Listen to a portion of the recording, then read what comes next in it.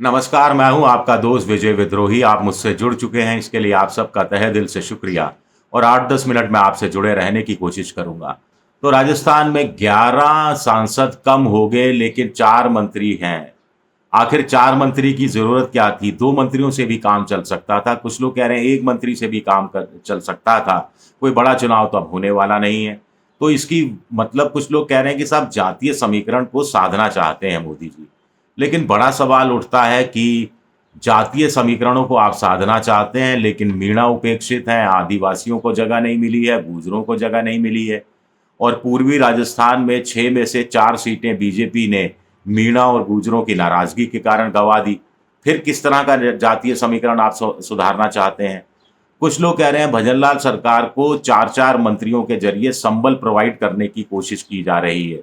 तो क्या इसका मतलब निकाला जाए कि मोदी जी की नज़र में भजनलाल मुख्यमंत्री के नंबर सियासी कद को घट गया है, नंबर कम हो गए हैं और उनको लग रहा है कि 4-4 मंत्री होंगे तो चीज़ें कुछ ना कुछ धरातल पर आती हुई नज़र आएँगी। फिर कुछ लोगों को लग रहा है कि भजनलाल ने अगर 20% सांसद गँवा दिए, तो मोदी जी ने भी तो 20% देश भर में सांसद गँवा दिए। तो फ़र्क क्या रह जाता है? कुछ लोग कह रहे हैं कि मोदी जी निरंतरता कायम रखना चाहते थे, ये मैसेज देना चाहते थे कि सीटें कम आने के बावजूद उनके रुतबे में कोई फ़र्क नहीं पड़ा है। वही अर्जुन मेघवाल देखो पहले थे, अब भी हैं। वही शेखावत जो पहले थे, अब भी हैं। वही भूपेंद्र यादव जो पहले थे, अब भी हैं।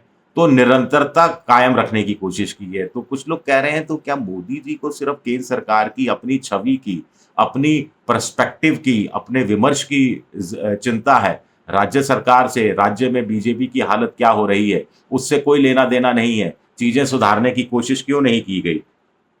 आगे कोई इसकी 2 एक अच्छी बात, एक बुरी बात ये है। सबसे बुरी बात इस मंत्रिमंडल के नए गठन की ये है कि इसमें गूजर, मीणा और आदिवासियों को कोई जगह नहीं दी गई है। गुर्जरों के लिए बीजेपी की नीति बड़ी गजब रही है। 2018 में गुर्जर ये सोच के सचिन पायलट के साथ चले गए कि मुख्यमंत्री बन जाएंगे। 2019 में वापस आ गए लोकसभा चुनाव में क्योंकि सचिन पायलट को मुख्यमंत्री नहीं बनाया गया। तो बीजेपी ये मानकर चली कि अब ये स्थायी रूप से उनके साथ आए, उनकी जेब में आ गए हैं, गुर्जर अब कहीं जाने वाला नहीं है। लेकिन 2024 के लोकसभा चुनाव में सचिन पायलट ने दिखा दिया कि गुर्जर कैसे उनके साथ हैं और उनके कहने पर दौसा में वो मीणा को वोट दे सकते हैं और उन्हीं के कहने पर वो टोंक सवाई माधोपुर में भी एक मीणा कैंडिडेट को वोट दे सकते हैं। तो बीजेपी ये अंदाजा लगाने में नाकामयाब रही और मंत्रिमंडल में भी देखिए जवाहर सिंह बेड़म, एक ही गुर्जर मंत्री को शामिल किया गया, वो भी राज्य मंत्री का दर्जा दिया गया। अब लोकसभा चुनाव के बाद केंद्रीय मंत्रिमंडल में गुर्जर का प्रतिनिधित्व बढ़ाने की जरूरत थी, लेकिन वहां फेल हो गए। डॉक्टर किरोड़ी लाल मीणा की उपेक्षा की गई। विधानसभा चुनाव खत्म होने के बाद वसुंधरा राजे के साथ साथ मुख्यमंत्री पद के अच्छे दावेदार थे, लेकिन उनको मंत्रालय भी एक कृषि मंत्रालय जैसा बनाया गया, डिप्टी चीफ मिनिस्टर तक नहीं बनाया गया और वो उपेक्षा अब भी रंग लाई है। 6 में से 4 पूर्वी राजस्थान की जहां मीणाओं की मौजूदगी ठीक-ठाक रहती है, बीजेपी हार गई है। अभी भी वो सुधरने का मौका नहीं मिल रहा। सुधरने का मौका था जिसका फायदा नहीं उठाया गया।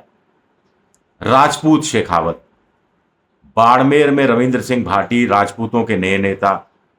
फिर राजपूतों ने कोटा में ओम बिरला को जिता दिया। चित्तौड़गढ़ में सीपी जोशी को जिताया। राजसमंद में महिमा सिंह का वोट परसेंटेज बहुत ज़्यादा बढ़ाया। सिरोही जालोर में वैभव गहलोत को हराने में राजपूतों की भूमिका रही। तो राजपूत बीजेपी के काम आए। तो राजपूत शेखावत को एक बार फिर लोकसभा में मंत्रिमंडल में जगह मिली है। लेकिन यहां भी असली राजपूत कौन नाराज है? असली तो छोटा रावणा राजपूत, दूसरा राजपूत नाराज है जिसको लगता है कि बीजेपी में अपर कास्ट के या राजघराने के राजपूतों को ही जगह दी जा रही है। तो इस मंत्रिमंडल में से इसको तो साधने की कोशिश नहीं की गई है। भागीरथ चौधरी को सिर्फ राज्य मंत्री बनाया गया। राज्य मंत्री स्वतंत्र प्रभार का भी दर्जा नहीं दिया गया। कैलाश चौधरी भी 5 साल पहले पहली बार केंद्र में मंत्री बने थे, लेकिन उनको राज्य मंत्री का दर्जा दिया गया था। इस बार भागीरथ चौधरी तो मजबूरी थी क्योंकि जाट बेल्ट में पूरी बीजेपी मोदी जी की नीति रणनीति और उन्होंने जो फैसले लिए विधानसभा चुनाव में, तो पूरी जाट बेल्ट में बीजेपी साफ हो गई, शेखावटी में साफ हो गई। झुंझुनू में, चूरू में, सीकर में, बाड़मेर में, नागौर में साफ हो गई। तो अब कोर्स करेक्शन की जरूरत, ज्योति मिर्धा को लाया गया जो विधानसभा चुनाव हार गई, फिर लोकसभा चुनाव वो भी हार गई, टिकट देने की क्या जरूरत थी। लोकल किसी कैंडिडेट को मौका दिया जाता तो कहानी बदल सकती थी।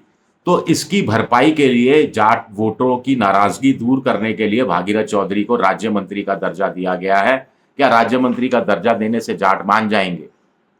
उत्तर भारत में आप देखिए, हरियाणा से कोई जाट नहीं जीता, पंजाब में तो बीजेपी का खाता नहीं खुला, उत्तर प्रदेश में, पश्चिमी उत्तर प्रदेश में बीजेपी के हिस्से से कोई जाट नहीं जीता, संजीव बालियान तक चुनाव हार गए। तो यहां भी कुछ खास समझ में नहीं आता कि यह फैसला बीजेपी ने क्यों किया।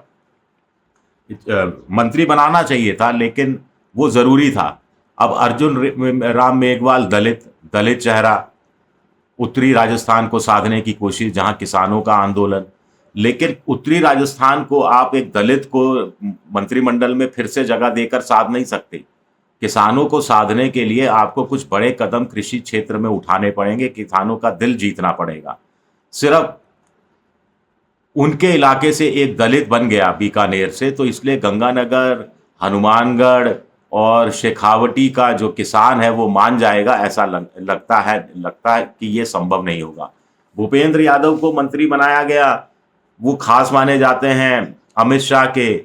उसमें यह देखा जा रहा है कि साहब हरियाणा के यादवों को प्रभावित करना है, यादव अहीर कहलाते हैं, विधानसभा चुनाव हो रहे हैं इसलिए बनाया गया। दो ओबीसी हो गए। क्या दो ओबीसी की जरूरत थी?